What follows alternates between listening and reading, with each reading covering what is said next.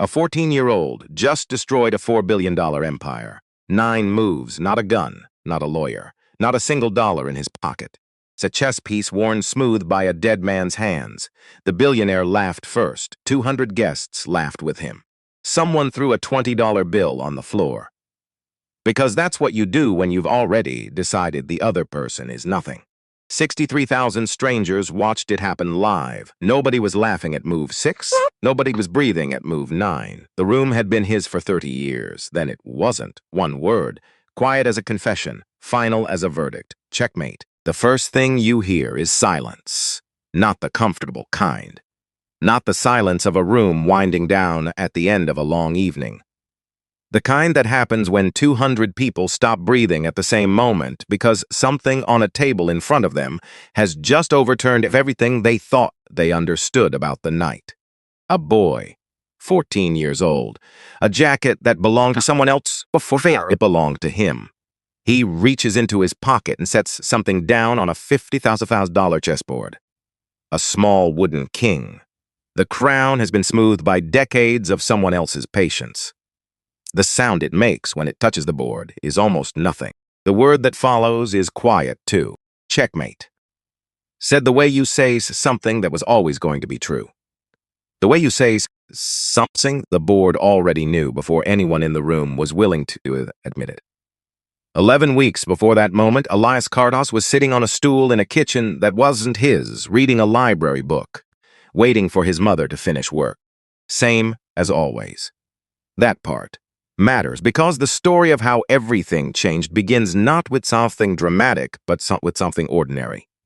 A boy on a stool, a library book open on his lap, the specific quiet of a house that belongs to someone else and makes sure you know it from the moment you walk through the service entrance.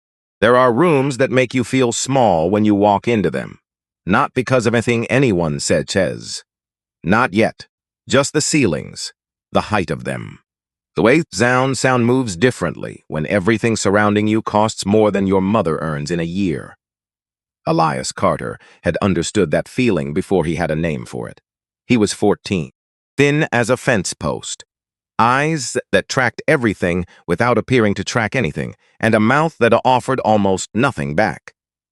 He had been coming to the Harwell estate since he was 8 years old, sitting in the staff kitchen with a library book on his lap, waiting for the day to end.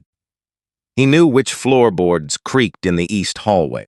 He knew the refrigerator in the staff kitchen hum louder after 9 in the evening. He knew the study door stuck in humid weather and had to be pushed, and that if you pushed it, you would stand there for an embarrassing moment before understanding your mistake. He knew all of this the way you know things when no one is watching you learn them, because no one ever watched Elias Carter. That was the arrangement. That was the point.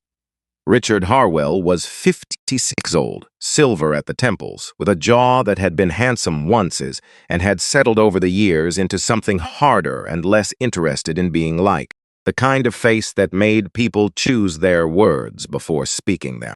He had $4 billion under management at Harwell Capital. He had a 12-bedroom ranch that he had purchased not because he needed 12 beds, but because the man he outbid had needed not to lose it. And Harwell had understood the difference between those two motivations and exploited it without hesitation. He had a garage of cars he didn't drive, and a cellar of wine he mostly didn't open, and a chessboard in his study that had cost $50,000, and had never, in 20 years of dinner parties and late evenings and guests who fancied themselves players, lost a single game. That last part mattered most to him. People who didn't know Richard Harwell assumed the chess was recreational. People who knew him understood it was something else, a language. The only one he spoke without first running it through the filter of how it would land, what it would cost, whether it served the larger purpose. At the chessboard, he was simply himself. And himself, it turned out, was very good at chess. Here is what the newspapers said about Richard Harwell over the years. Shark, visionary, self-made. Here is what the newspapers left out. He grew up in Cincinnati, son of a welder who worked double shifts and still couldn't keep the heat reliable in February. He had worn the same pair of shoes through 2 consecutive school years. He had eaten cereal for dinner more evenings than he could count, sitting at a kitchen table under fluorescent light, while his father slept between shifts. Somewhere around age 12, he had made himself a promise that was less a promise than a command issued inward. He would never, under any circumstances, be the kind of man the world could afford to overlook. He had kept that command for 40 years, aggressively, without apology. The story Richard Harwell told about his own life went like this. I earned every dollar. Nobody handed me anything. I read people better than anyone in any room I have ever heard, and I have never lost at anything that genuinely mattered. Mostly true. That was the dangerous part. Mostly true is enough to build a whole architecture of belief around, and Richard Harwell had been living inside that architecture for 30 years, without anyone managing to put a crack in a wall. He had started to believe the architecture was the truth, rather than a version of it. He liked chess because chess confirmed the story. You could not buy a win at chess, could not charm one or delegate one or restructure one through an attorney. You sat across from another person, and either your thinking was better than theirs or it was not. Harwell's thinking had always been better. Yale Intercollegiate Champion, 1987. Undefeated in this house for 20 years. He had dismantled hedge fund managers, a state senator with a reputation, and a semi-professional player who drove in from Westchester one evening thinking it would be a pleasant way to spend a Thursday. It had not been pleasant. Not for the other man. On the wall of his study, between the window and the door, there was a photograph. Two young men at chess, college age. One of them was holding a trophy. The other stood slightly to the left, hands sides, looking at the camera with an expression that was difficult to read from across the room. Harwell's was the one not holding the trophy. No guest ever asked about that photograph. Harwell never explained it. The sword itself sat under a brass gallery lamp in the center of the study. Walnut and maple, hand-carved pieces commissioned from a craftsman in Vermont who kept a 6-month waiting list and didn't apologize for it. The position suits a display was from a famous championship match, a teaching position. The kind that revealed everything about how a person thought about chess if they looked at it long enough and honestly enough. Harwell looked at most English teams. He had never once gotten the night wrong. Her name was Renee Carter. She took the 5:40 train from Bridgeport every morning, 40 minutes each way in the dark, going out, and in the dark coming back. She arrived before the household woke, and she left after it had settled into evening. And in between those 2 points she cleaned 12 bedrooms that nobody sleeps lammy regularly, and polished silver that nobody used except for specific occasions, and managed the invisible infrastructure of a life she would never live herself. 6 years of this. Her hands were cracked from bleach and cold water, cracked in the way that lotion helped temporarily, and rest would have helped more, but rest was not part of the schedule. Her lower back ached in a way she had long since stopped mentioning it to anyone because mentioning it had never fixed it, and she still had to be on the 5:40 regardless of what she mentioned. She was 41 years old and had spent the better part of those years being invisible to people who had money, which was its own particular education. Richard Harwell had never called her by name, not once in 6 years. It was always you, said in a direction, or a look that carried the same instruction. Once, at a dinner party in the 3rd year, a guest had knocked a wine glass off the terrace railing. It fell 12 feet and landed on the stone below with a sound that nobody came to investigate. The cost appeared as a deduction on Renee's next paycheck. No conversation preceded it. No explanation followed it. She found out at the bank on a Friday afternoon when her balance was wrong by exactly that amount. She came back on Monday at 5:40. Because that was the job, and the job was the plan. And the plan had a name, and his name was Elias. Elias had been 8 years old the first time he came to the estate. Too young to leave alone in Bridgeport for a full working day. No money for after-school programs. And Renee had worked out an arrangement with the house manager that her son would sit quietly in the staff kitchen until she was finished. She had explained the rules on the bus ride over, holding his face with her eyes the way she did when something was not a suggestion. Stay in the corner. Stay quiet. Don't touch anything. Don't look at anything longer than it takes to walk past it. Don't give anyone a reason to notice you're there. He had understood. Not just the words, the weight they carried, and the reason for the weight. So Elias made himself small. He was good at it. Better than most children his age, and most children his age had not had the same education in the matter. He sat on his stool by the pantry with his library book and became furniture. Staff moved around him. Cater stepped past him without registering his presence. Harwell walked through the kitchen once a week without ever acknowledging that a child was sitting 3 feet from the refrigerator, which suited Elias completely.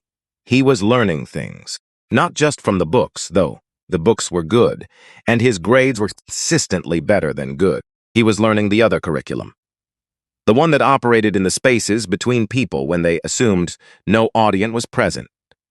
That powerful people talked differently when they believed no one was watching them.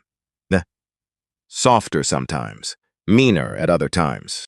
He learned that the same person could defist at a dinner table and dismissive in a service hallway and appear not to notice the distance between those two versions themselves. He learned that money made certain people genuinely kinder, made others simply more comfortable about showing what they had always been underneath the performance. He watched all of this from his stool. He said nothing. He filed everything. His grandfather had taught him to watch. Joseph Carter. Everyone who had ever known him called him Pops. Doorman at the Meridian Hotel in Midtown Manhattan for 38 years, through administrations and recessions, a specific foot, decades that wears some men down and gives others a particular quality of stillness. Black suit, white gloves, a face that had absorbed more of New York City than most people who wrote about New York City and had commented publicly on almost none of it. On Saturdays, Pops went to Marcus Garvey Park in Harlem and sat at the stone chess tables and played anyone willing to sit across from him. $5 a game. College students, working men on their day off, club players looking for a casual afternoon, once a touring player who came through the city on his way to a regional tournament, stopped smiling after the 12th move, and went very quiet after the 15th, and shook Pop's hand afterward without speaking.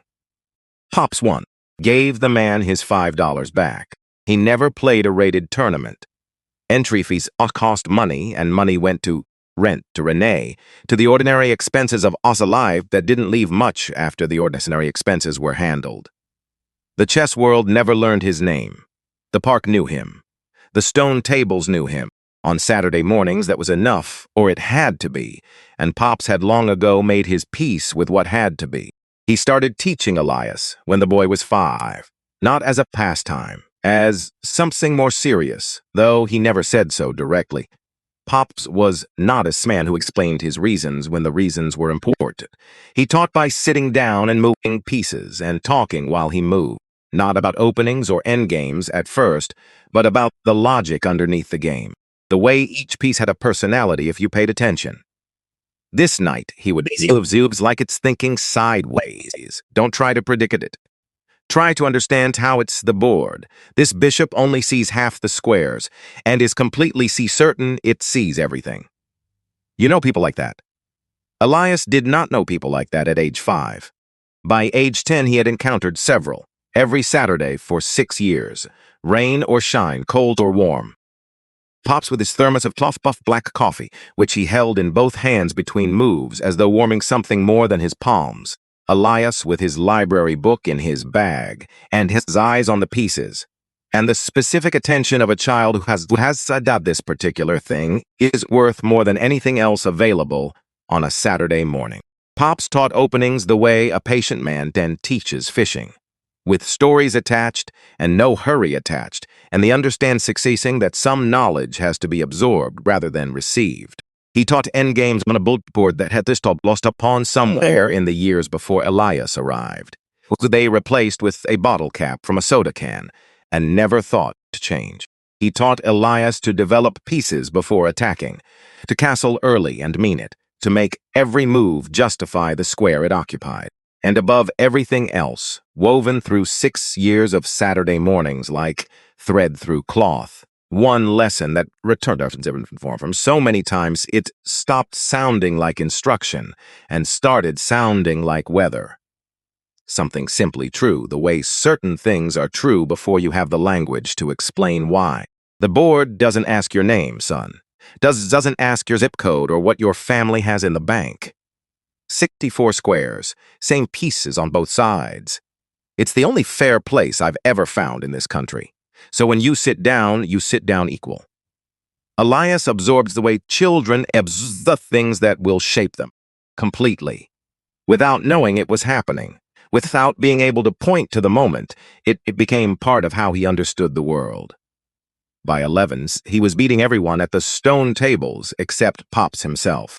One October afternoon, cold enough that their breath made small, separate clouds above the board, Pops studied his grandson for a long moment without moving a piece. Something moved through his eyes, not pride exactly, or not only pride, something larger than pride.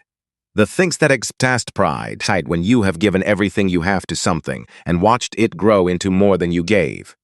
"You're better than me, boy," Pop said. He looked back at the board. Don't tell nobody yet. That winter, Pop's heart began to fail. It happened the way those things happen. Gradually, then faster than gradually. Doctor visits that became more frequent and less optimistic. Stares then that required pauses they had not previously required. The thermos of black coffee replaced by decaf, then by green tea, then by nothing, because the doctor said nothing, and Pops was too tired to argue with the doctor the way he would have argued 10 years earlier. The last Saturday he was strong enough for the park they went. Pops moved the pieces with the careful precision of someone who knows this is the last time something will happen and wants it to be right. Elias played without rushing, not letting the old man win. Just not hurrying toward any conclusion.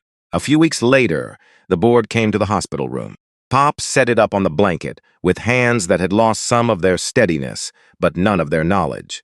He played through half a game that had no particular destination, before he stopped. Just stopped. Set his white king on a square that wasn't part of any sequence, and held it there for a moment with his thumb pressed against the crown. Then he picked it up and folded it into Elias's hand and closed the boy's fingers around it. The king was smooth. 40 years of Pop's off thumb had done that. The crown was still there, but had been worn to something softer, something more intimate than its original carved shape. Like a word you've said so many times, it starts to sound like something else, something that means more because it has been used more. Pops looked at him with eyes that were tired but not finished. Somebody's going to look at you and see nothing but a poor kid with no business being in the room. They'll make up their mind before you open your mouth.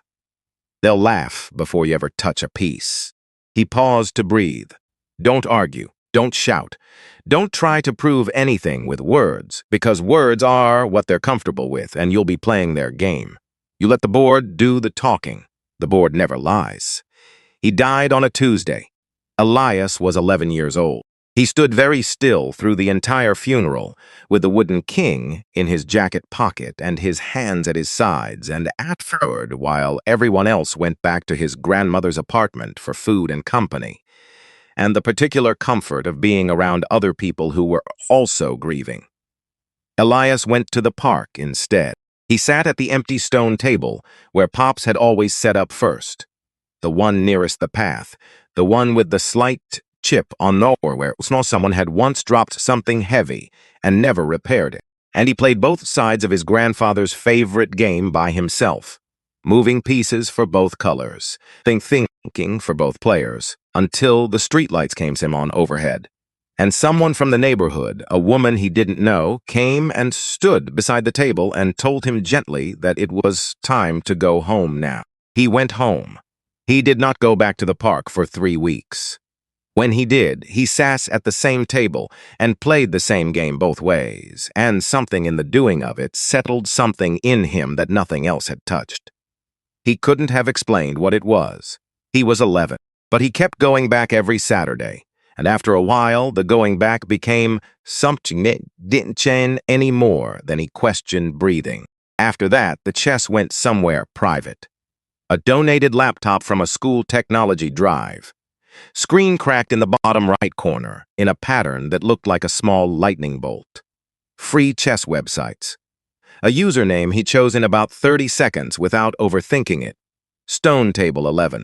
He played after his mother went to sleep. Screen brightness turned all the way down so the light wouldn't show under his door in the quiet of a Bridgeport apartment at midnight when the city was doing its late-night thing outside and inside. Everything was still. He played the way some people play. Alone. Seriously. With the full weight of something unnameable behind every move. Something he couldn't have described to anyone and didn't try to. 3 years. More than 10,000 games.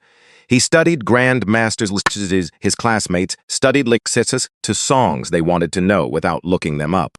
Replaying games, move by move, until the patterns weren't something he thought about consciously, but something his hands understood before his brain had finished asking the question.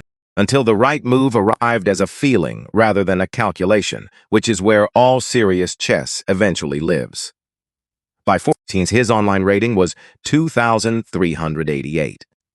That number placed him in territory that most adults who played chess seriously and consistently for years never reached. He entered a few unofficial tournaments at the local library branch, small events run on Saturday afternoons, with no FIDE registration and no rating points attached. He used a different name.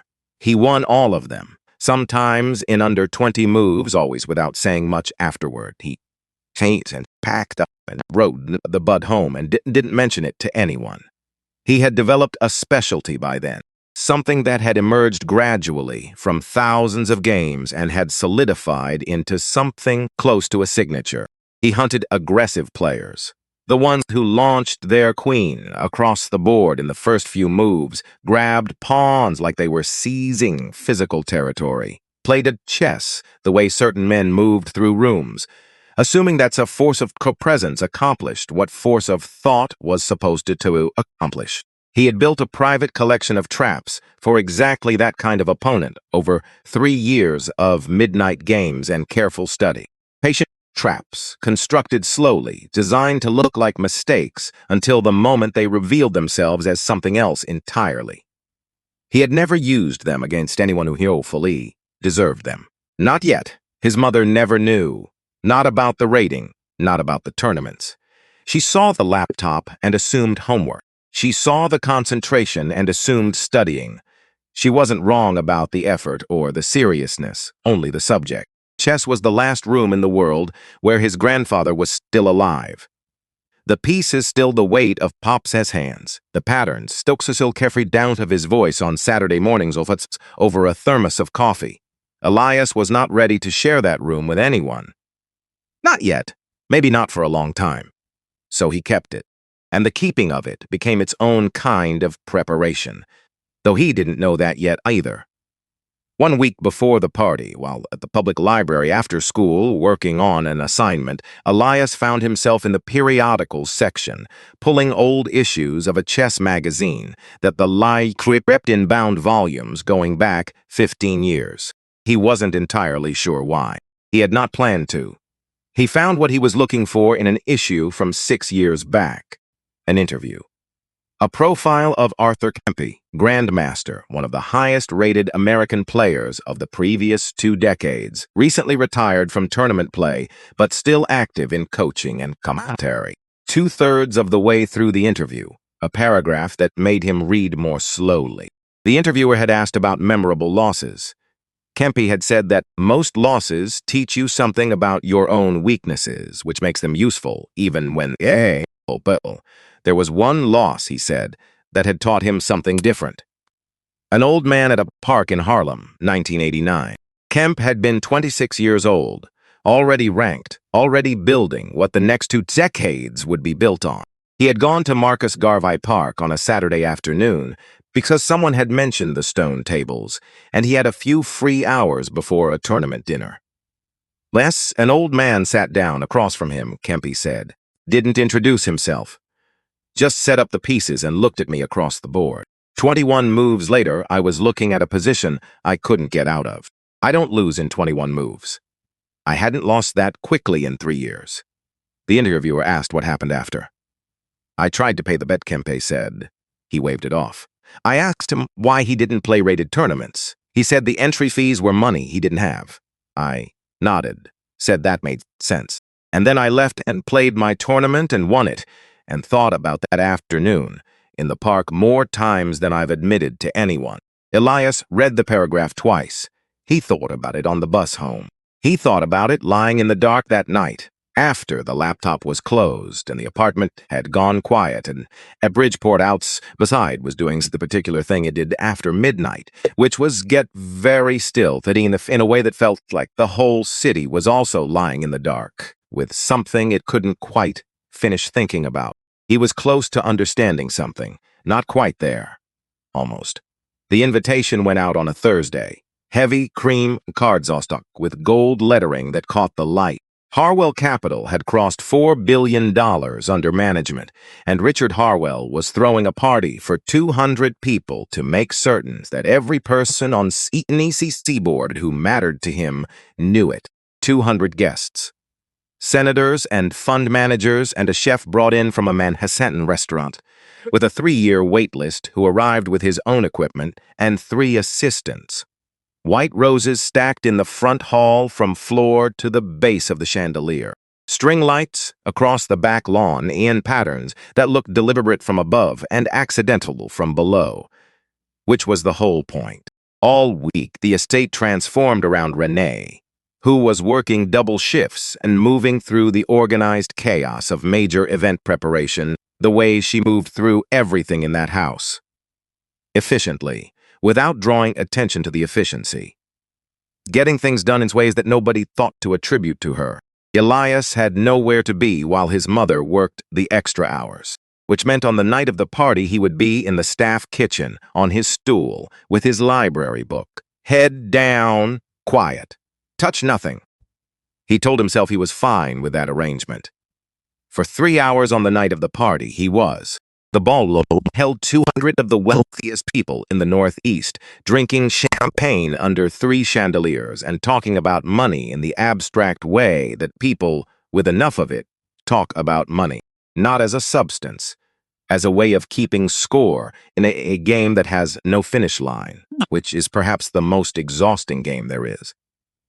Richard Harwell moved between his guests like a man who had been practicing this exact form of belonging his entire life, collecting congratulations with the ease of someone who had been expecting them, sustaining the right kind of laughter at the right intervals, being precisely what this room had always expected him to be.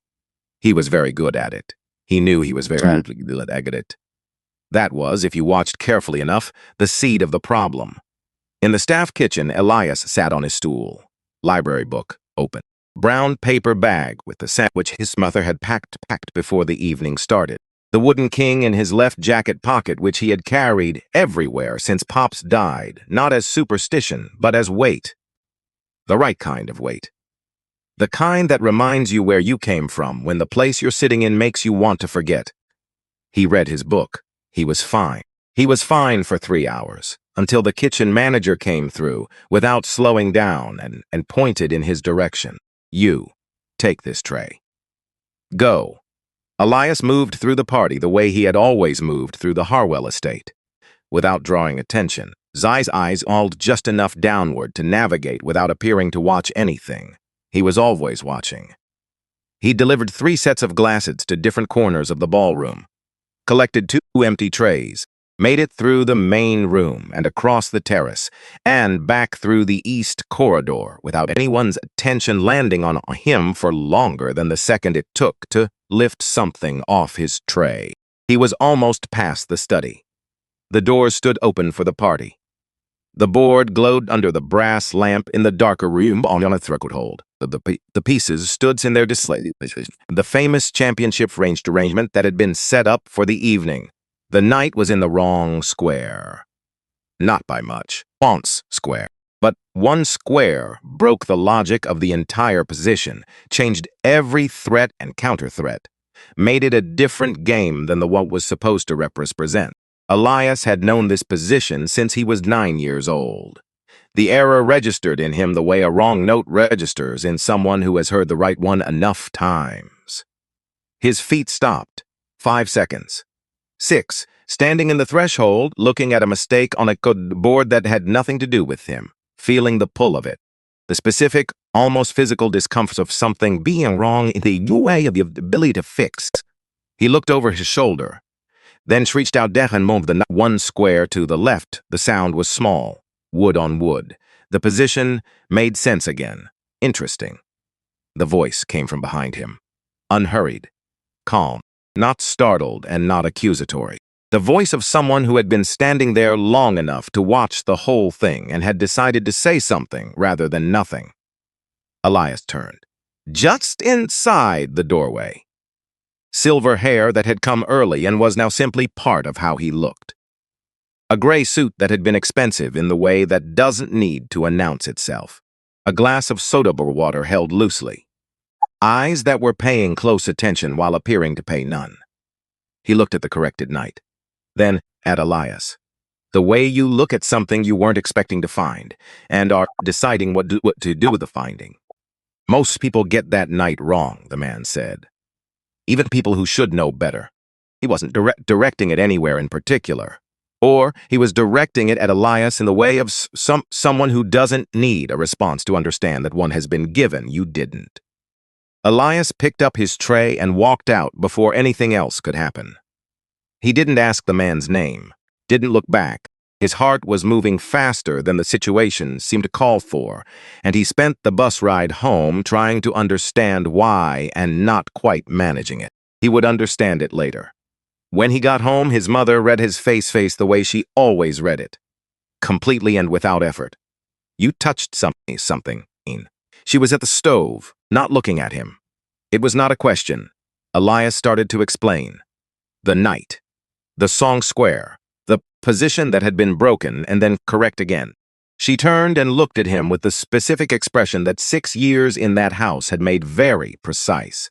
Not angry. Not frightened. Just absolutely clear about something. In that house, she said, we don't correct rich men.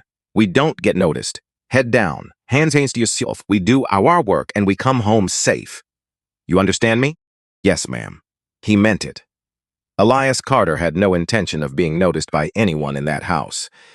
He wanted his stool and his library book and the arranged to do exactly as it had been arranged. There was a plan, and the plan was working, and there was no good reason to alter it. But the man in the gray suit had seen him. Something about that refused to sit still. 3 weeks later, the party arrived. Through the estate's front gates came 2 guests' cars, one that cost more than most people's houses. Through the service entrance came Renee Carter at 5 in the morning and Elias Carter at 4 in the afternoon. And the arrangement was what it had always been. Stool, book, corner, quiet. He was fine. He was fine until the kitchen manager pointed and said, "You, take this tray, go." And Elias walked into the ballroom with a tray of glasses and eyes, aimed at the floor, and everything exactly as his mother had taught him. And then he walked past the open study doors, and the board was lit up under the brass lamp, and the knight was in the wrong square again, and his feet stopped before his judgment could catch up with them. 5 seconds. Then the voice. Well, look at this. Harwell's voice cut through the hallway and carried into the ballroom the way his voice always carried, because rooms like that one had been acoustically designed for carrying, and Richard Harwell had spent 30 years learning exactly how to use a room. He stood in the wide doorway with a scotch in one hand and an expression that had found what it had been waiting all evening for. Behind him, curious guests pressed in, a dozen faces at first, then more. The specific energy of a crowd that senses something is about to happen at someone else's expense. The helps Kid, Harwell said. Studying my board. Laughter moved through the crowd easily, the way laughter moves when it doesn't require any thought. He reached into his breast pocket, peeled a bill from a money clip without checking the denomination. A 20. He held it between two fingers for a moment, displaying it briefly, and then he tossed it. The bill turned in the air, floated, and landed on the marble floor between them with a flat, dry sound that was somehow larger than it should have been given how so small the bill was. Pick it up, Harwell said. That's more than your kind earns using their brain. Elagas looked at the bill on the marble. Then he looked at Harwell. He did not move. The silence went 5 seconds. 6. Long enough for the laughter to run out and something else to move into the space where it had been. And gathered guests, Renee appeared. She had heard the laughter from 3 rooms away and known. The particular quality of that laughter had told her everything. She had come quickly without running, which was its own skill, and whilst now she stood at the back of the crowd with her hand half raised toward something she could not reach. A voice from somewhere in the middle of the gathering, a man who had been enjoying his second glass of champagne and found this particular moment amusing. Careful, Richard. Maybe the boy plays, and there it was.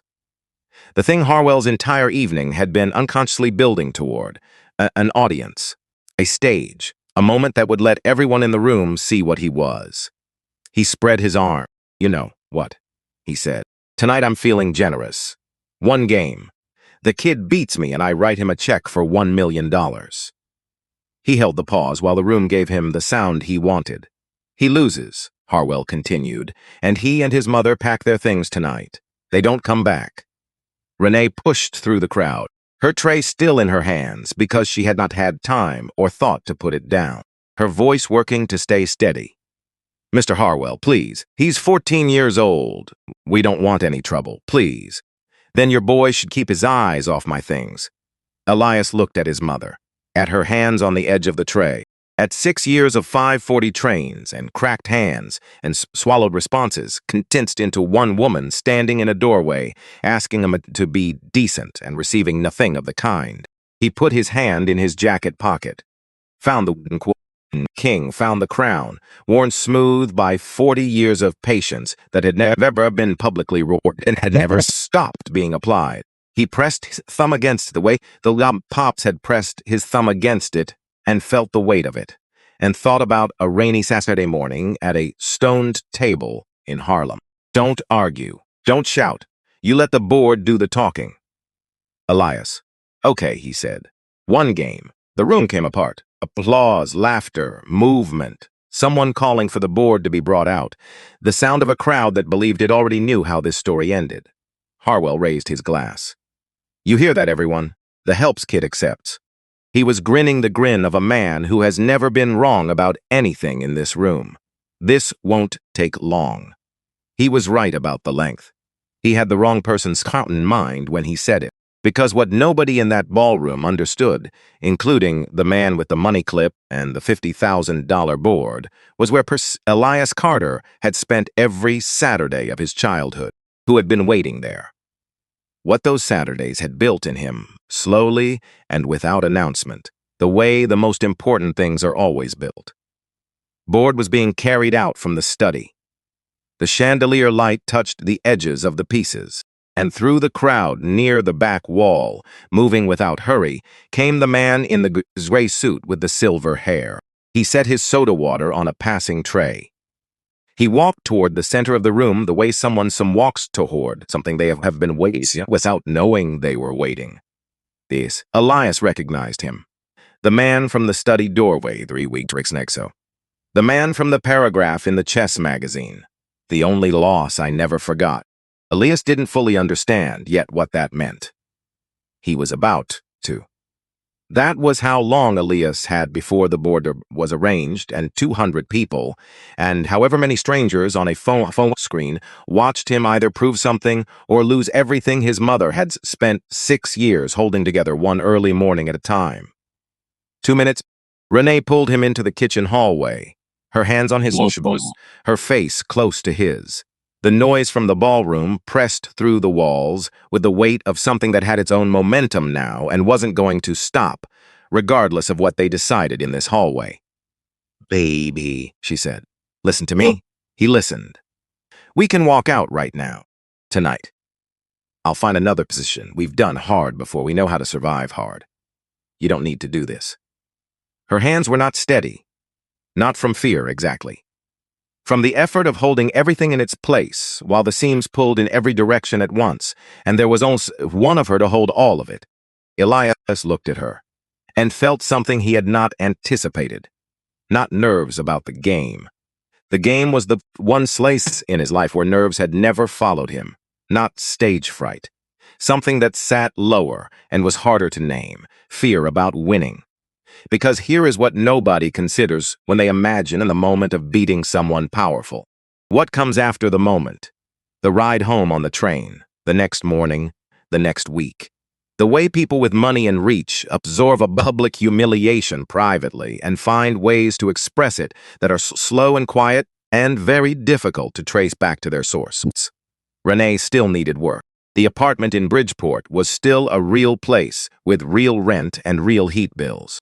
What did $1 million actually buy if it cost something that couldn't be replaced? He stood in the hallway and he genuinely didn't know. Then he stopped thinking about it. Not because the fear disappeared. It didn't leave. But his hand found the wooden king in his pocket, and his thumb found the crown. And something came back to him that wasn't quite a memory. More like the feeling underneath a memory. The weight of a specific Saturday in October at a stone table, with his breath making small clouds above the board, and an old man looking at him with eyes that were both very tired and very present. The board doesn't ask your name. It only asks your move. Elias looked at his mother. "I know we can walk out," he said. He straightened up. "But I'm not going to." Renee looked at her son's face for a long moment, 14 years old.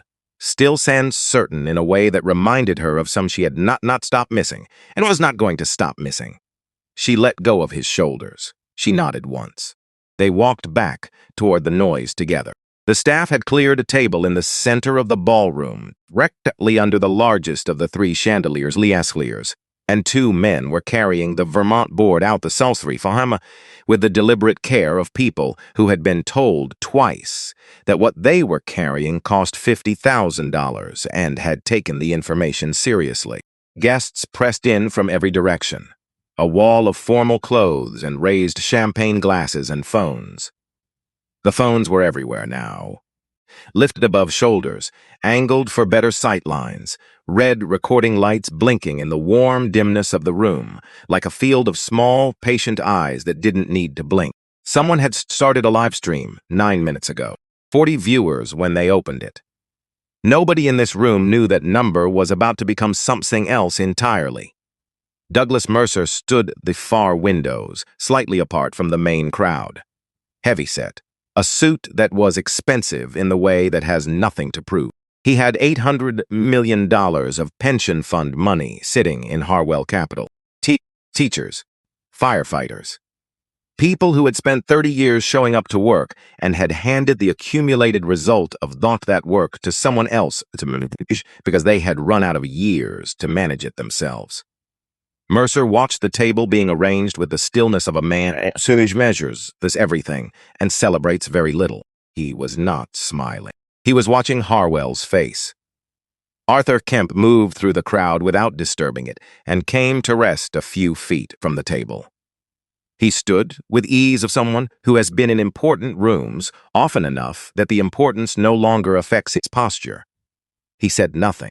He looked at the board with the expression of someone recognizing something they have thought about before, in a different context, a long time ago. Harwell saw him across the table.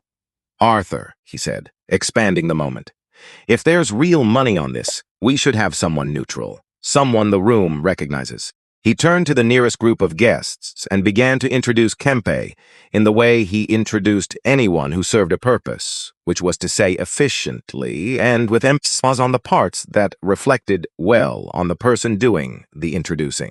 Kempe set his soda water on a passing tray. He looked at the board, then at Elias. Something passed through his eyes that the room was not positioned to see. "All right," he said. He stepped to the side of the table and spoke in a voice that was measured to carry to every corner of the room, without sounding as though it was trying to. "State the terms, Richard." "Throw it in here." Harwell loved this. He believed Kemp was constructing a better stage for him. $1 million to the boy if he wins, Harwell said.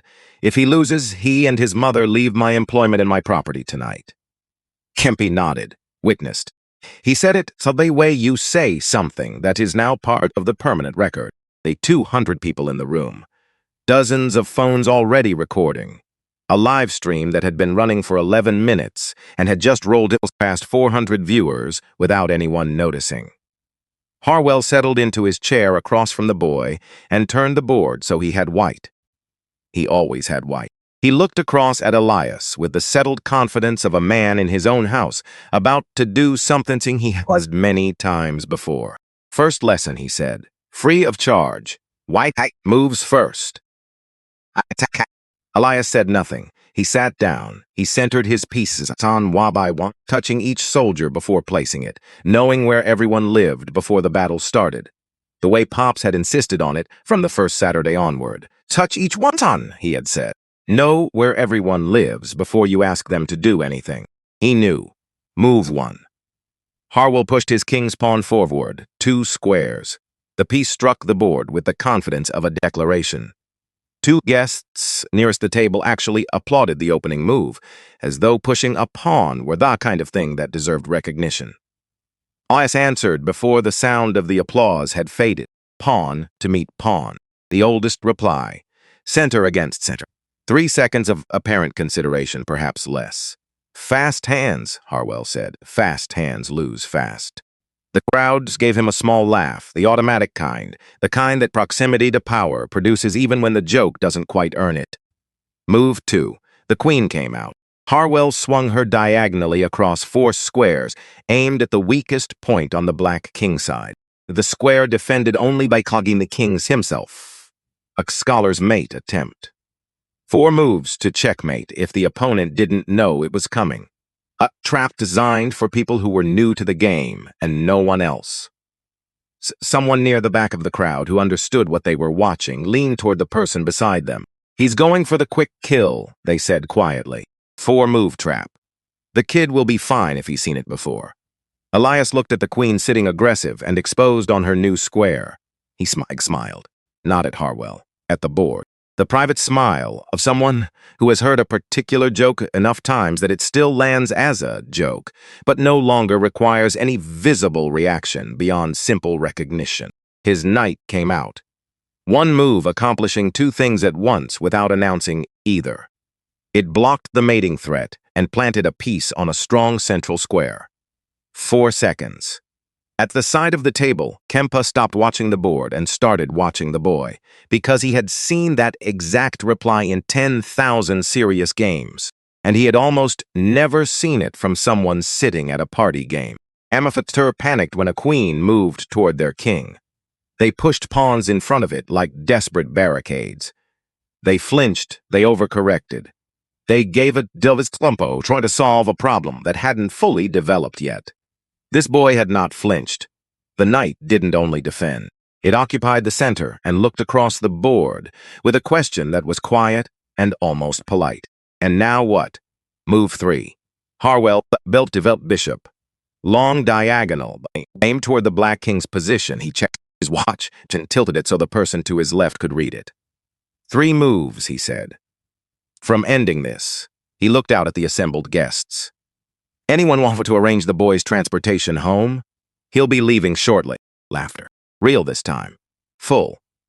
The crowd was entertained and Harwell was in his element, and everything was proceeding exactly as he had imagined it when he made the offer.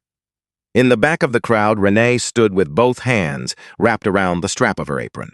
Her lips moved slightly. Not prayer exactly. Something older than organized prayer. The thing you fall back on when you have run out of things you can control and all you have left, is the hoping. Elias made his 3rd move.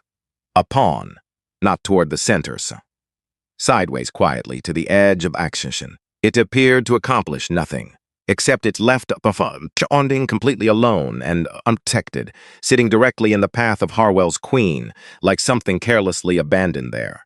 A gift, right there in the open. The man, who had been whispering to the person beside him, groaned quietly. Oh no, the kid just left a pawn hanging. Just left it sitting there. Harwell saw it immediately. His expression softened into something satisfied and almost warm. He reached for his scotch. He was enjoying himself now in the specific way you enjoy yourself when something you expected to be difficult has decided to be cooperative. Susser, you see that, everyone? He gestured at the board with the glass, the gesture of a professor pointing to an example that proves the point he has been making all semester. That is what happens when someone sits down at a table they have no business being at. His hand moved over the queen. I almost feel bad, he said. He didn't feel bad. That was clear to anyone watching. At the side of the table, Kempe's eyes narrowed by an amount so small that only someone looking directly at him would have noticed. He had seen the hanging pawn. He had also, in the same moment, seen what surrounded it, the specific arrangement of pieces that looked scattered until you understood the geometry connecting them, the angles, the distances, the lanes that would open in 2 or 3 moves if white went where the pawn was inviting white to go. He had seen something like this once before. 21 moves in a park in Harlem. An old man with white gloves who waved off the $5 bet afterward. Under the table, Elias's thumb moved across the crown of the wooden king. The trap his grandfather had taught him on a rainy Saturday at the stone tables the one Pops had described with the image of a wolf following Maid in the canyon was open and ready. Built over 3 moves, piece by piece, in the way that traps are never built by announcing themselves. You build them by making the other person believe they are the hunter. All it needed was an arrogant man's hand on a queen. Move 4. Harwell took the pawn. He moved his queen to the defended square and lifted the captured pawn and held it between 2 fingers, turning it briefly toward the people nearest the table the way you hold up a small trophy that confirms what everyone suspected. 1 down, he said. The rest coming soon. Applause from several people near the front. Someone in the back actually whistled. What he did not see was almost no one saw except the silver-haired man standing very still at the side of the table was where his queen now stood. Deep in enemy territory. Far from her king. Far from every piece that might come to her assistance. Positioned on squares that a 14-year-old boy had spent 3 moves quietly arranging around her. Pops used to explain it to the men who lost their $5 at those tables and wanted to understand afterward. You don't catch a wolf by chasing it, he would say. You catch it by making it hungry. You leave something on the ground, 1 piece at a time, each piece a little deeper into the canyon. The wolf thinks it's winning the whole time. It thinks it's the cleverest animal in the valley. Right up until the moment it turns around and sees how far it walked in. And the walls, Elias answered without hesitation. His second knight stepped out. No announcement. It settles on a square that appeared to threaten nothing visible. But it aimed at a square 3 moves into the future with the precision of something that had been planned from the beginning. Kemp took a breath that was not quite audible. Move 5. Harwell took another pawn. His queen moved again, deeper fertile, collecting a pawn from the side of the board. 2 pawns ahead now. Material count favored the billionaire. 2 guests near the front clinked their glasses together. The queen was further from home than she had ever been, Elias answered. His dark squared bishop slid out along the diagonal and settled on a square where it appeared to threaten nothing in particular. Kempe's eyes tracked the angle immediately. The bishop was pointing. Down a long road toward Harwell's king, past ranks of unmoved pieces, toward a king that still stood in the open center of the board with nothing built around it. Not threatening yet. Pointing.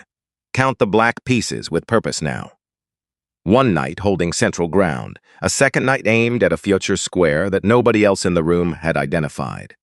A bishop with a long diagonal, and the black queen still on her starting square, untouched, patient, like weather that has decided not to hurry. Harwell waved for more scotch without taking his eyes off the board. Move 6. For the first time all evening, Richard Harwell actually thought. He stared at the position, not performing consideration, actually doing it. The room noticed the silence where the rhythm of quick moves and confident commentary had been. 30 seconds, then 45, then a full minute. Something was happening behind his eye. It started as arithmetic and shifted toward recognition. The specific unwilling recognition that arrives when you have been telling yourself one story about a situation, and the situation has been quietly telling a different one, and the two versions have just come close enough together that you can no longer pretend you don't see the gap. His queen was 2 pawns richer and completely stranded. His knights hadn't moved. His bishops hadn't moved. His king stood unprotected in the center of the board.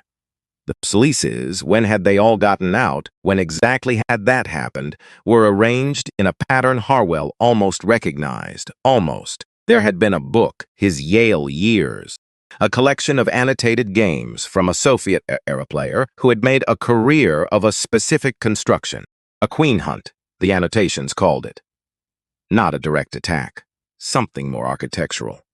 Something that invited the opponent's most powerful piece into an open space and then closed the space slowly, while developing everything else until the queen was not attacking anything but simply lone somewhere far from home. He had skimmed the chapter 30 years ago. He almost remembered the warning at the end of it. The room had changed its quality. People who had been chatting between moves had stopped. The shift was subtle but real.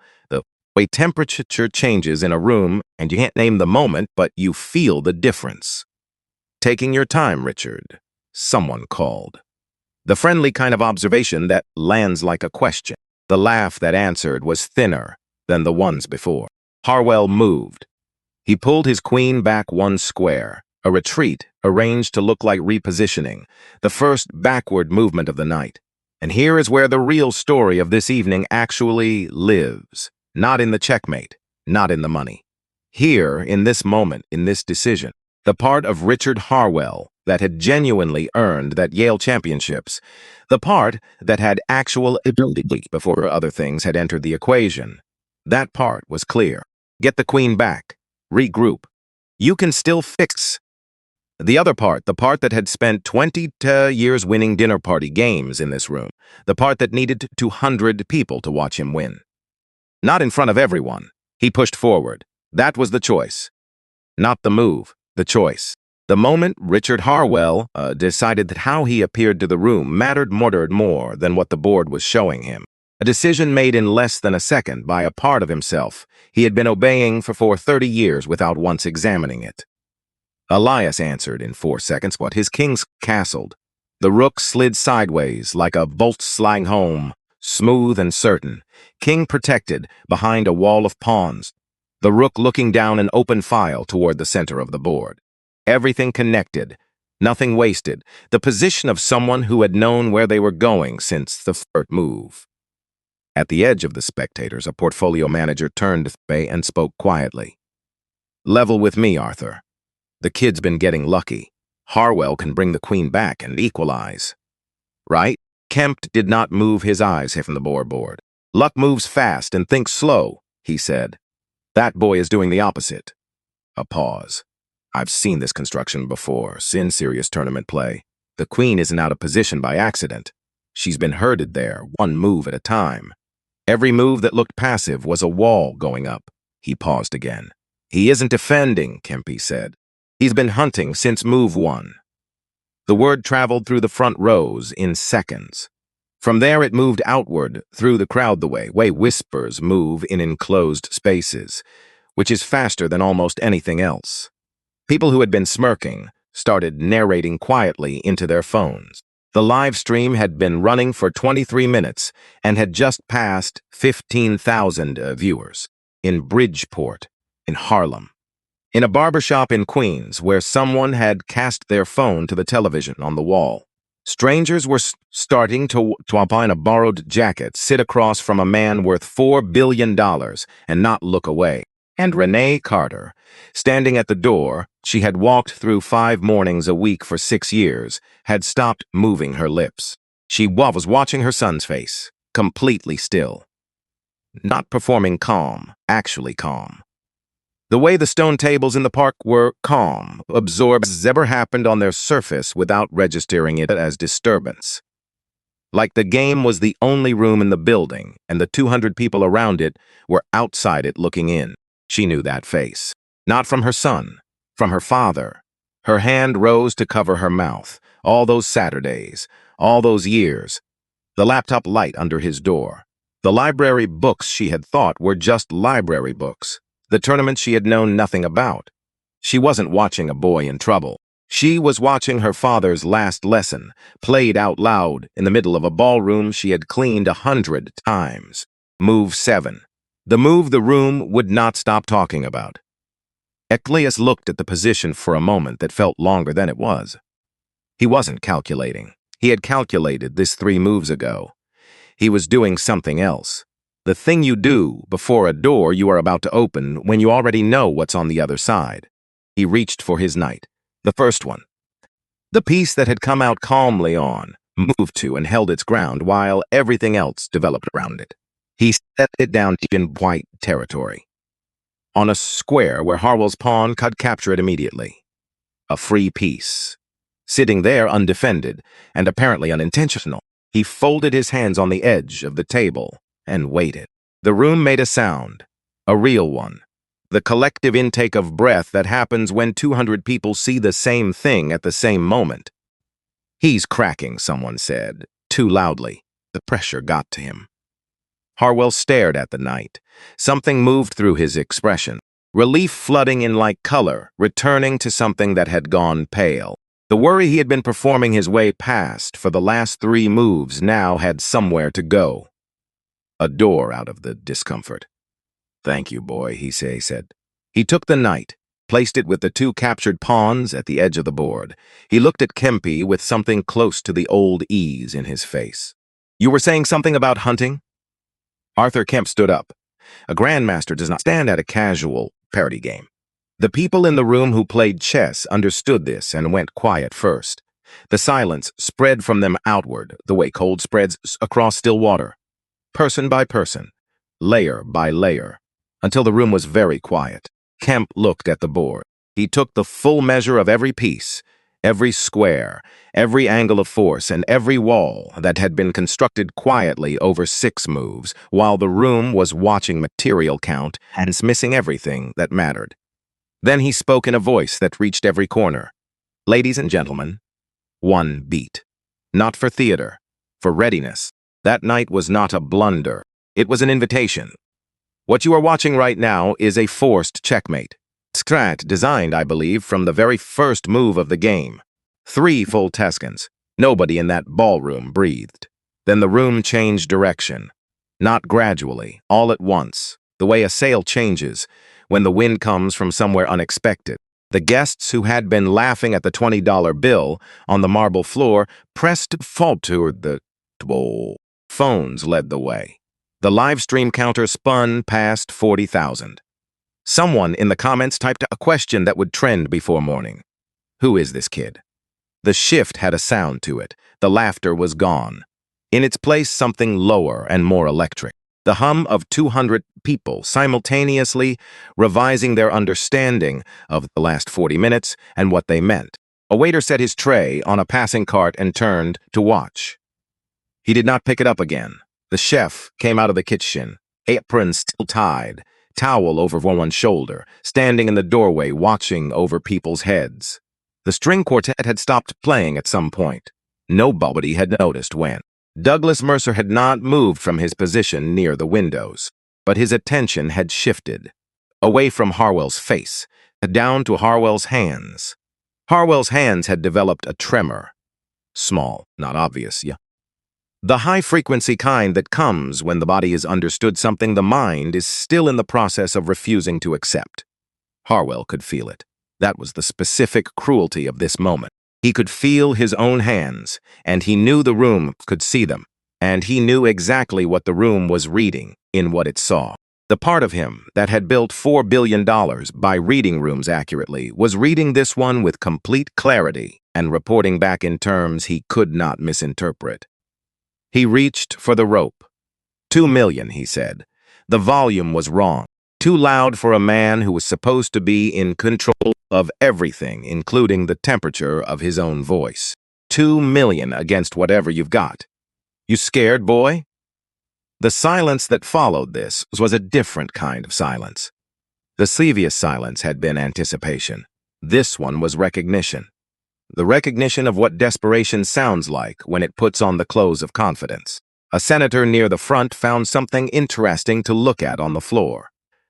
Two champagne table exchanged a look over their glasses that contained a complete and detailed conversation. Neither of them spoke aloud.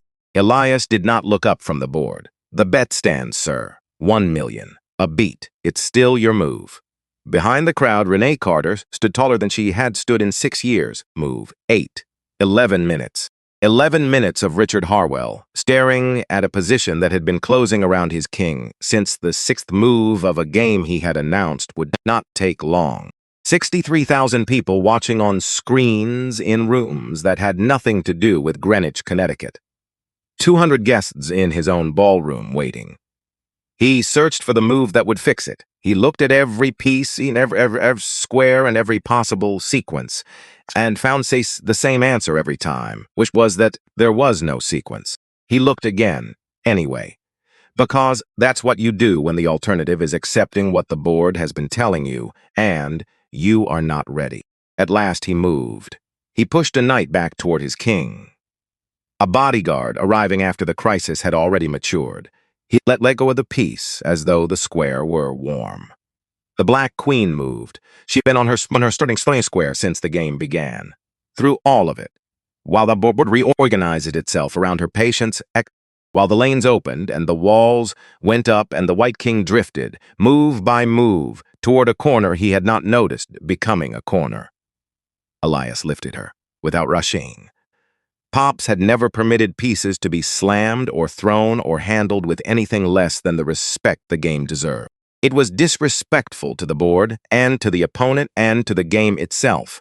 And all three things deserved respect, regardless of what the person across the table was doing or had done. He swept her across the full length of the board. One long diagonal, clean and certain, from one side of the position to the other. She settled a saint into the center of White's arrangement with a sound that was very small. Wood on wood. A single clay. The sound carried in the silence the way so small sounds carry when nothing else is competing with them. Check, Elias said. Not loud, not performing it. The way his grandfather said it at the Stone Bulls. Softly, almost gently. The way you say something that's simply true. Ooh. Look at the White King now, cornered. Not by a dramatic siege, not by an overwhelming attacking force, by his own pieces, his own rook set in the corner. Furchworth moved in a hurry and forgotten there. His own pawns, never advanced far enough to do anything useful, walled him in from the front. That Tajai tried to arrive as a bodyguard had taken the last open square and blocked it. Every soldier Richard Harwell owned had become a wall of his own making. One legal move remained.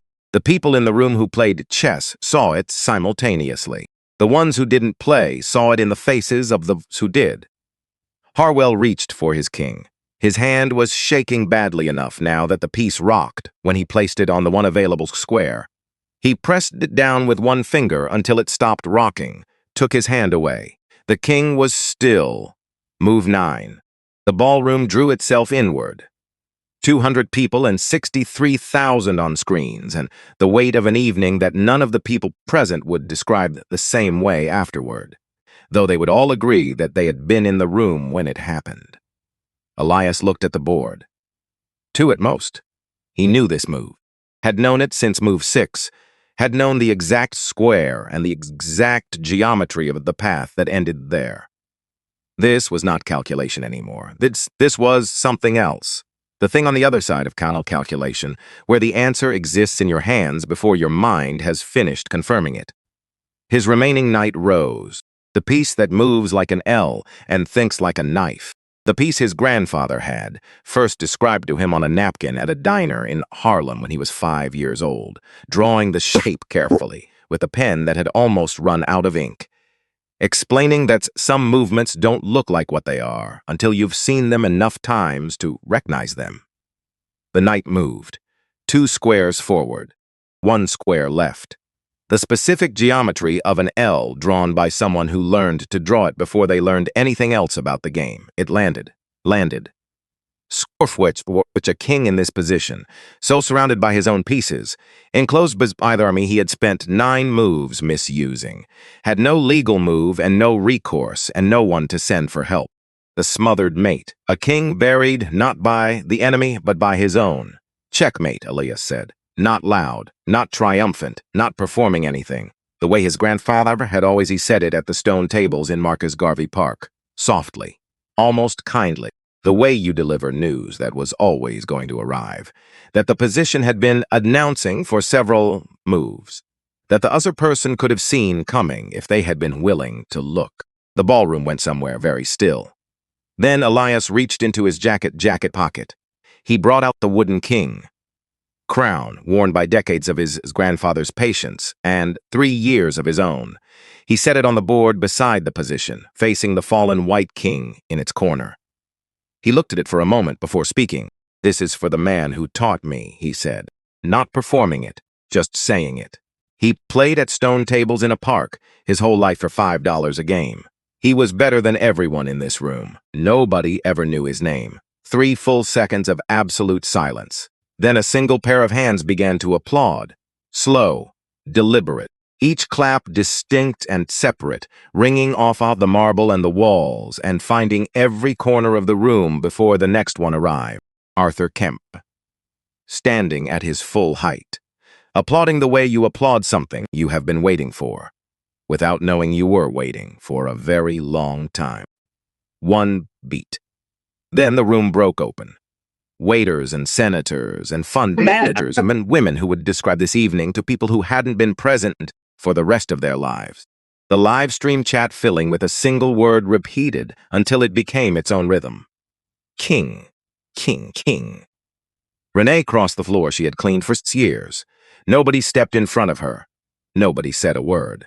The crowd opened the way crowds open for someone who has earned the right to move through them without asking permission. She took her son's face in both hands. She pressed her forehead to his. The cameras caught that, all of them. And Richard Harwell sat exactly where he had been sitting alone at the center of all that noise, staring down at a 50,000 board, at a king buried by his own army. A position that had been telling him the truth since the 6th move of a game he had been certain would confirm everything he already believed about himself. The board had spoken. What it said was not the story Richard Harwell had been telling for 30 years. The applause was still rolling when Richard Harwell found his voice. "All right," he said at once, pushed back his chair and stood and said it again louder, because the first time had not produced the result he needed, and he was not San who accepted a first failure without trying again. "All right, fun's over." He straightened his jacket, reached for the grin the way a man reaches for a tool he has used so many times the motion is purely automatic. 30 years of being the person every room organized itself around. Of laughter arriving a half second before the joke, because everyone understood that anticipating Richard Harwell's humor was good for business, and failing to was not. Hell of a party trick. Kid's been coached, clearly. Some set this whole thing up. Very well done, genuinely, but let's be honest about what it was. He looked around for the laugh, for the loosening that would let everyone return to the version of the evening where he was in charge. The laugh didn't come. That was the thing about rooms like this one. The people in them had gotten where they were by reading situations accurately and early, by understanding which way something was moving before it announced its direction, by never being the last person in a room to understand what had just happened. Every person in that ballroom had understood what had just happened. And the bet, Harwell waved a hand. Loose. Practiced. The gesture of a man explaining something obvious to people who should already understand it without needing it explained. Come on. Nobody actually hands $1 million to the housekeeper's kid over a board game. It's an evening thing. Everyone here understands the difference between a genuine commitment and the kind of spirit of the thing that happens when. He looked around for someone to finish that sentence with him. 200 people looked at their hands, at the floor, at the board, at each other, at anything that wasn't Richard Harwell's face. Nobody said a word. Arthur Kempe spoke first. He didn't raise his voice. The room was quiet enough that he didn't need to. You stated the terms yourself, Richard. He was looking at the board when he said it. At the position still arranged there, the white king in its corner, the wooden king from a dead man's pocket standing beside it, clearly. For everyone present. At my request, now he looked up. $1 million to the boy if he wins. Those were your exact words. He won. 200 people in this room heard the terms before the game started. However many are watching on screens heard them too. He glanced toward the crowd. Someone's turned their phone screen outward so the viewer count was visible. How many now? 63,000, someone answered. The number landed on Richard Harwell the way a ceiling comes down. Kempe folded his hands. You can honor your word. Or you can explain to 63,000 people why your word means nothing the moment honoring it costs you something real. He let that sit in the air between them. In your business, Richard, he said quietly, which of those two things is more expensive? Douglas Mercer stepped out of the crowd, without announcement, without theater. A large, quiet man moving from one place to another, and the room rearranged itself around him the way rooms had always rearranged themselves over Douglas Mercer because he had never needed to ask them to. $800 million, Richard. His voice was level, not angry, not performing emotion of any kind. The voice of a man who has finished a calculation and is dealing with the result. That is what my pensioners have in your fund right now. Teachers. Firefighters. People who spent 30 years doing their work and handed the community's result of that to someone else to manage because they ran out of time to manage it themselves. They trusted your judgment. That was the transaction. He looked at Harwell with the steady attention of a man who has been watching carefully for a long time and has just confirmed the thing he was hoping he was wrong about. Tonight, I watched your judgment close. You picked a fight with a child to feel tall in front of a room full of people. You walked into a trap that a Grand Master tells us was engineered from the opening move. And when the board showed you plainly who you are in this moment, your first response was to tell the room it didn't count. One pause, brief, permanent. My office will call yours Monday. He buttoned his jacket. Turned, walked back through the crowd, which opened without a word and closed without a word, and did not look at Harwell while doing either. Harwell grabbed for what was left. Arthur, he said. Too fast, too loud. Be reasonable. We handle this privately. My attorneys draft something appropriate. A foundation, a scholarship. Something that captures the spirit of the evening without the whole situation becoming. The word you're looking for, Kempe said, is payment. He said it the way you correct an imprecision. Without heat, without pleasure. Because imprecision is sometimes a way of avoiding what is simply true. The word is payment. Renee Carter stepped forward. She had not been asked to speak. She had not been given an opening or an introduction. She had never in 6 years of employment in this house spoken to Richard Harwell without first being spoken to. She stepped forward anyway, not loudly. Not with her hands shaking. She had passed through shaking somewhere around the 7th move of the game, standing at the edge of the crowd watching, songs she understood better than anyone else in the room, and had come out the other side into a stillness that felt different from anything she had felt in this house before. The stillness of someone who has realized they have already lost the thing they were most afraid of losing and discovered that the losing did not finish them. Mr. Well. He looked at her. Actually looked. For what may have been the first time in 6 years, her face registered as something other than background. I have worked in this house since my son was as 8 years old. I have taken the 5:40 train every morning before this city is awake. I have cleaned rooms nobody sleeps in, and polished silver nobody loses, and managed the details of a life I will never live. And I have done it without complaint, because the work was the plan, and the plan was my son. Her voice was even, not performed. Steady in the way that things are steady when they have been held for a very long time, and the holding is finally complete. You billed me for a glass your guest broke. You took it from my paycheck without a word. I found out at the bank on a Friday when my balance was wrong by exactly that amount. I came back Monday at 5:40 because the job was the plan, and I was not going to let your carelessness take it from me.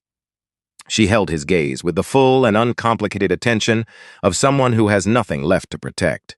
You have never called by my name. Not once in 6 years. I thought sometimes about whether you knew it. She didn't look away. It's Renee Carter. She turned slightly toward her son. That young man is Elias Theodore Carter. He is my son, and he is the grandson of Joseph Carter, who spent 38 years opening doors for people who walked through them without looking at his face, and who was better at chess than anyone in this room, and whom this room will never know about and never deserve to. She looked back at Harwell one final time. We were never beneath you, sir. You simply needed us to be. The applause that followed was different from the applause after the checkmate. That had been surprise and excitement, and the release of 2 hours of held breath. This was something else. Closer to start, more deliberate. The sound of a room recognizing something it had watched happen and choosing to mark it. Kemp-Ray raised his hand. Not yet. The room understood, settled, turned back toward the table. The boy had something left. Elias stood. He pushed back his chair and walked to where the $20 bill lay on the marble floor. It had been there since the beginning of the evening, since Hoss Harwell had peeled it from his money clip and tossed it toward a boy he had decided in advance was nothing, before the boy had done or said a single thing. It had remained through the entire game, through 9 moves and 11 minutes of silence, through the checkmate and the applause and the attempt to undo what had been clearly and publicly done. Nobody had touched it, not during and not after. Just a small rectangle of green paper on marble, waiting for whatever came next. Elias picked it up.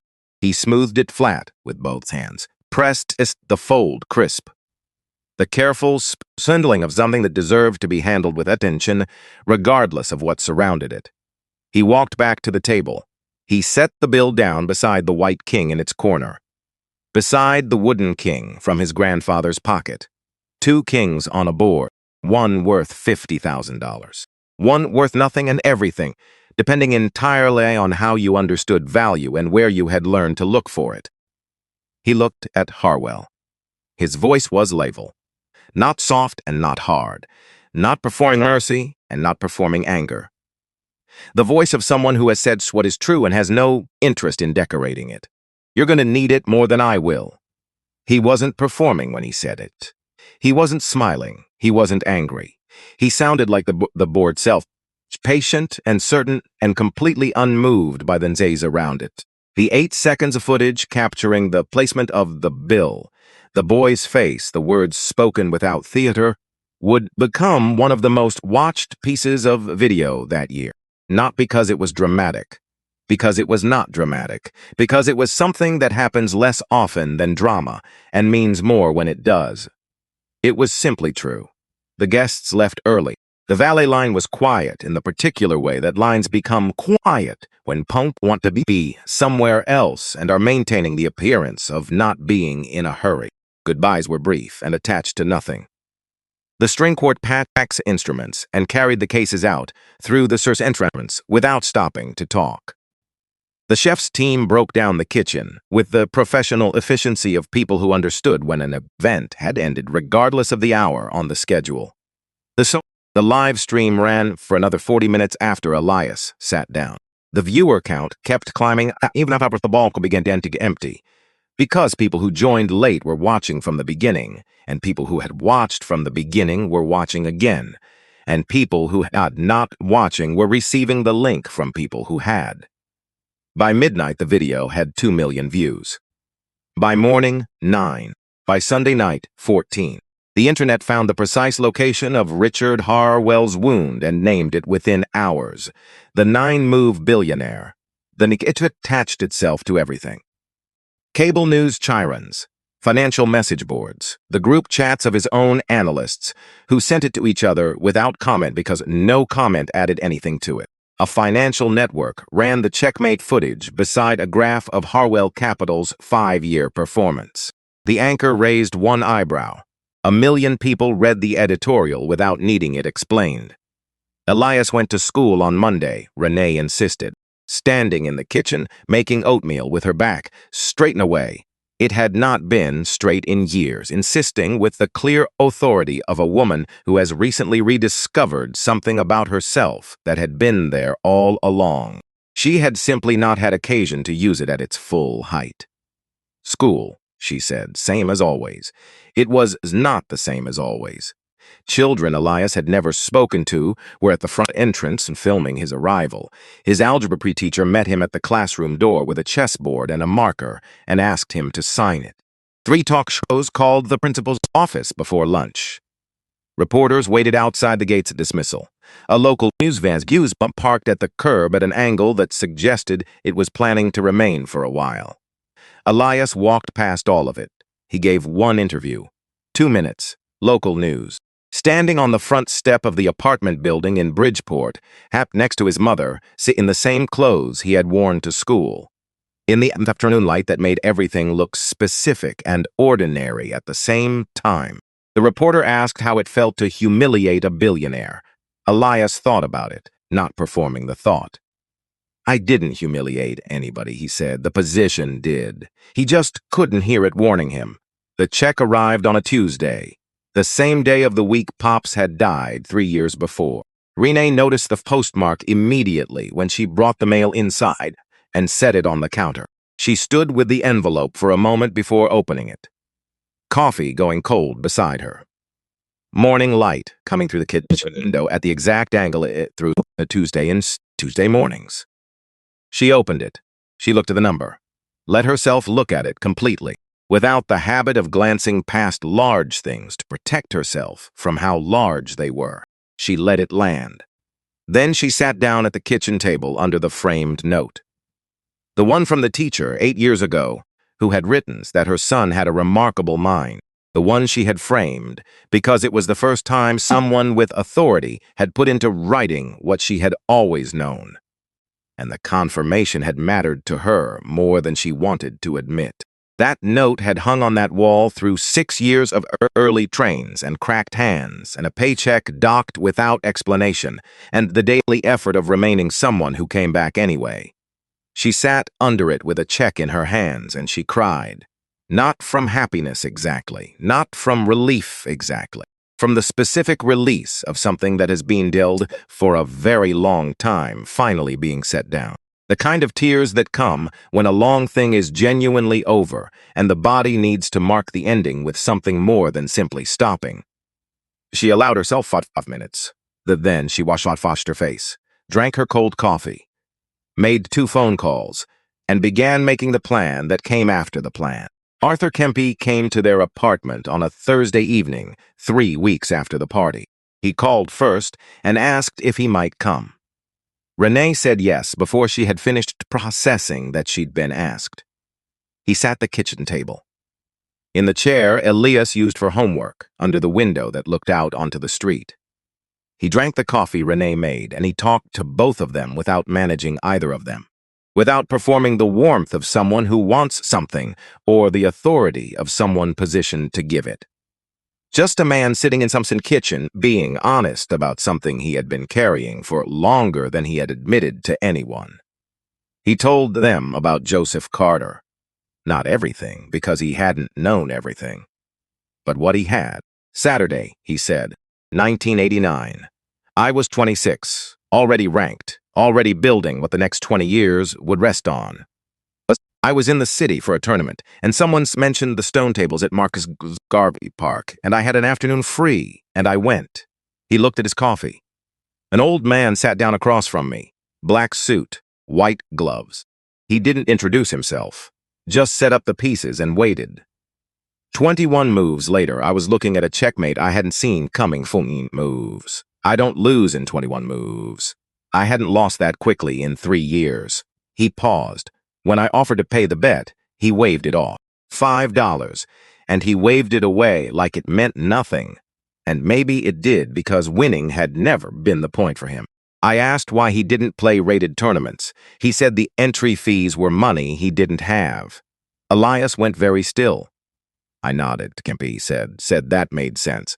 And then I left. I had a tournament dinner. I had a schedule. I told myself I would go back to the park and find him again, and I didn't. I thought about going back, and I didn't do that either. He was quiet for a moment. Neither Renee nor Elias filled it. I read his name in the obituaries 3 years ago. Joseph Carter. Doorman at the Meridian Hotel for 38 years. He played chess. He had a daughter and a grandson. He looked at Elias. I should have gone back to that park in 1989. I should have offered to cover the entry fee on the top spot.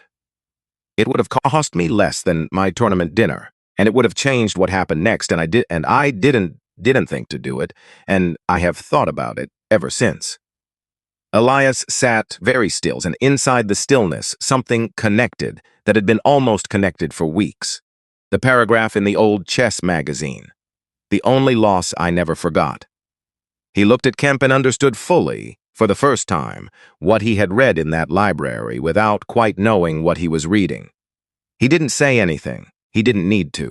The understanding was visible in his face, and Kempy saw it, and they looked at each other for a moment across the kitchen table in a way that didn't require words.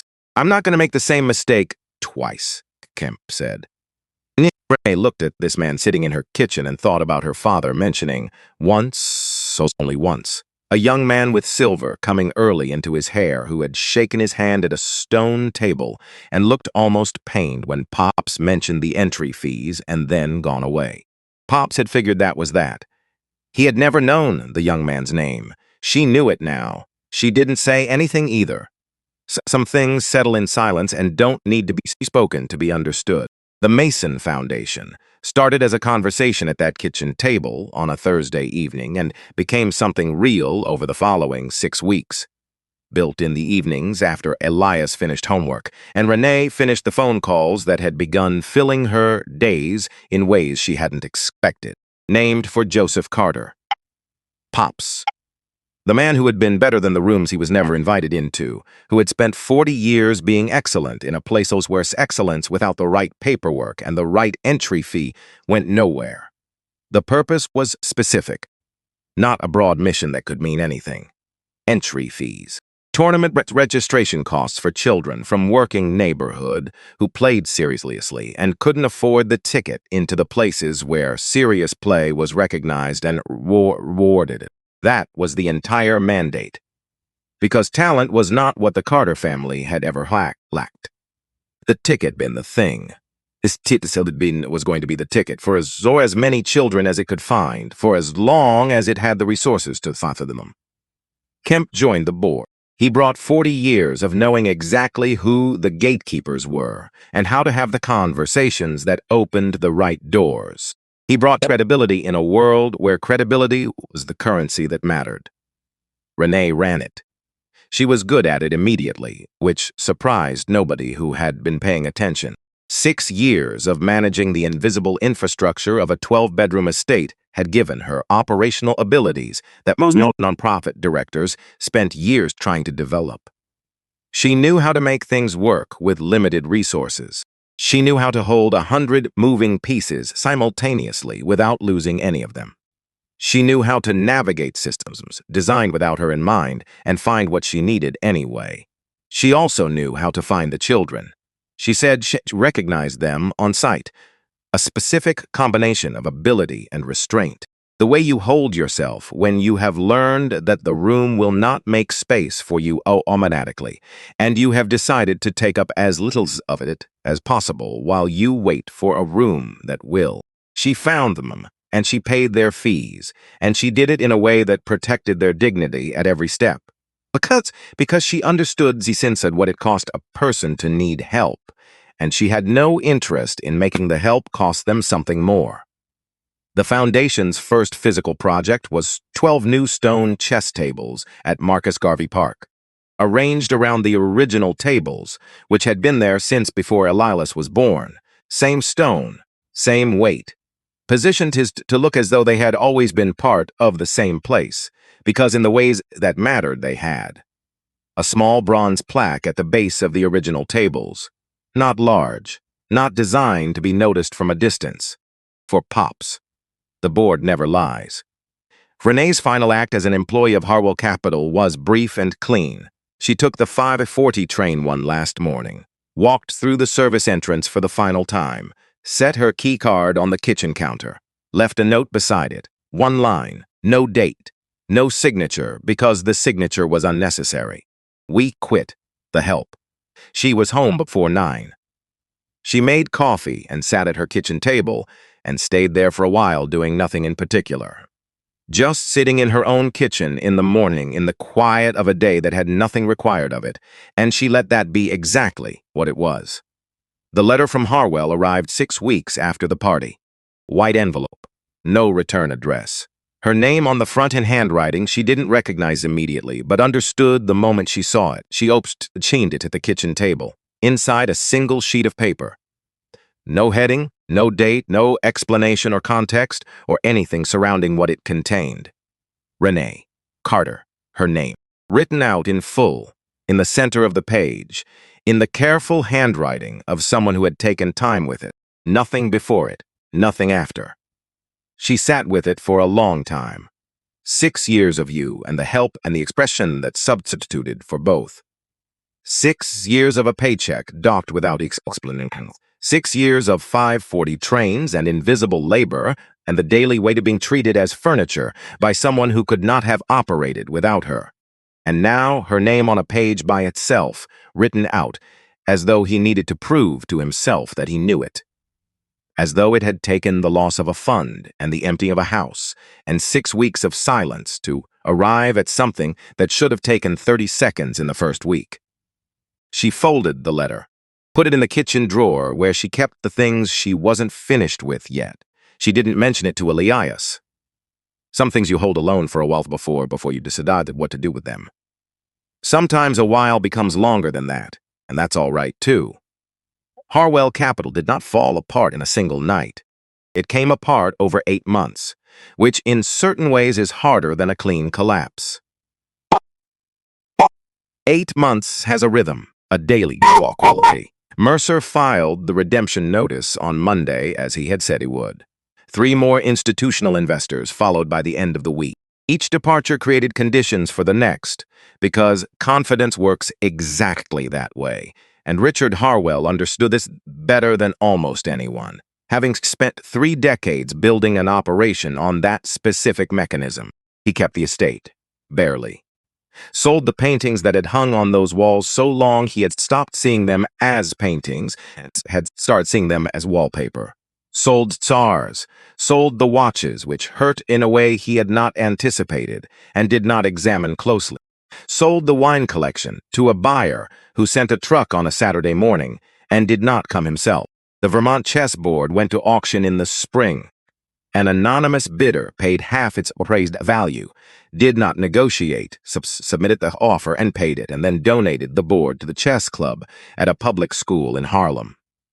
Kempe smiled in a particular way every time a reporter asked him about the anonymous buyer, not confirming, not denying. A smile that contained information without releasing it.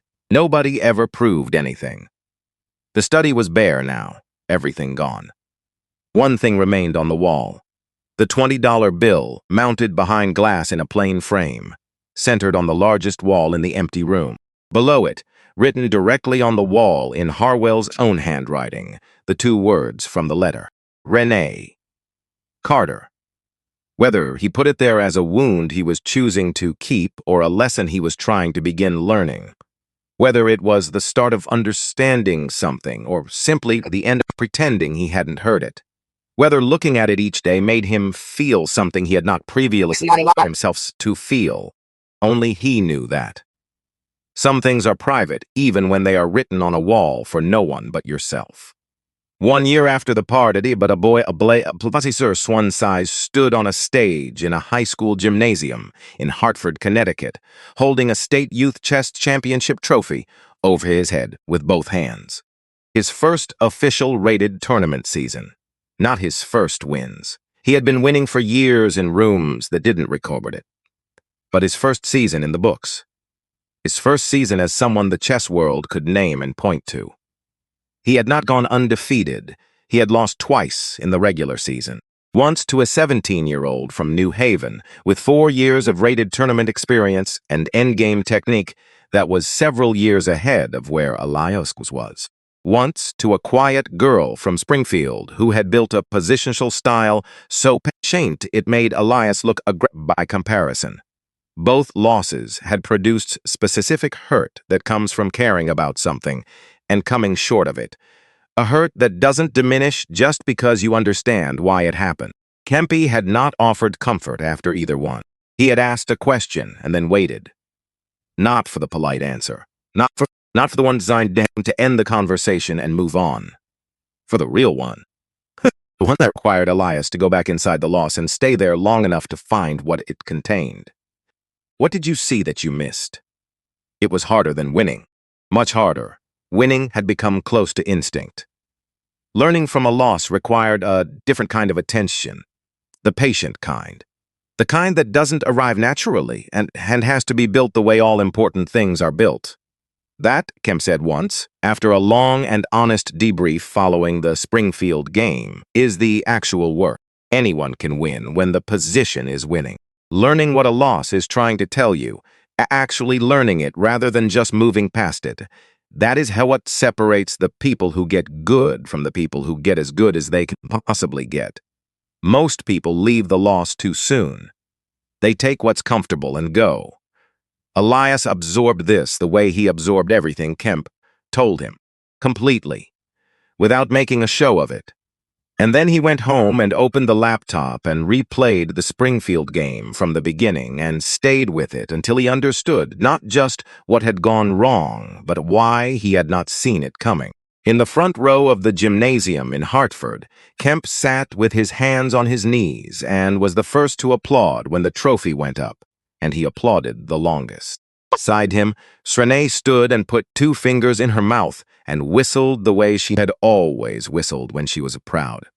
At school plays when Elias had a single line. At report dinners in the years when the grades came back. And she gave herself one evening to feel it fully before returning to the business of the next thing. The whistle sounded exactly the same as it always had. Some things stay constant when everything around them changes. The best things often do. On Saturdays, Elias took the train to Harlem.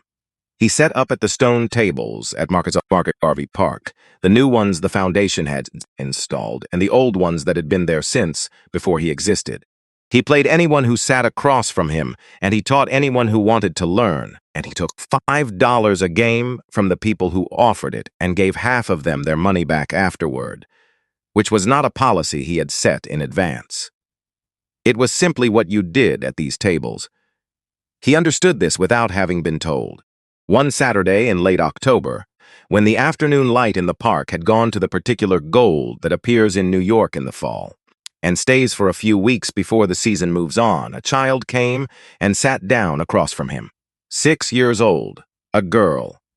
2 braids with small star-shaped barrettes at the ends. Eyes that were large and dark, and paying the kind of attention that children pay to things before they learn to be self-conscious about paying attention so openly.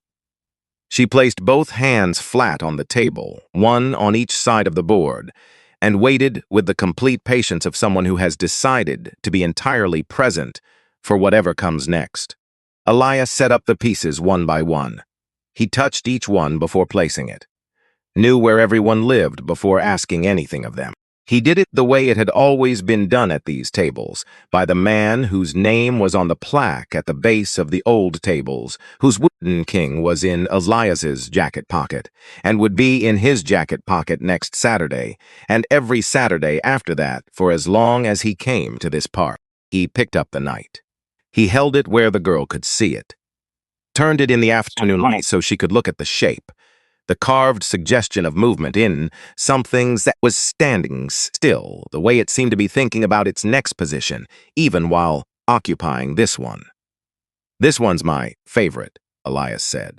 She looked at it with the seriousness of someone forming a considered opinion.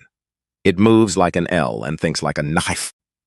She grinned, the sudden kind that arrives before the person decides whether to let it. Elias set the knight on its square.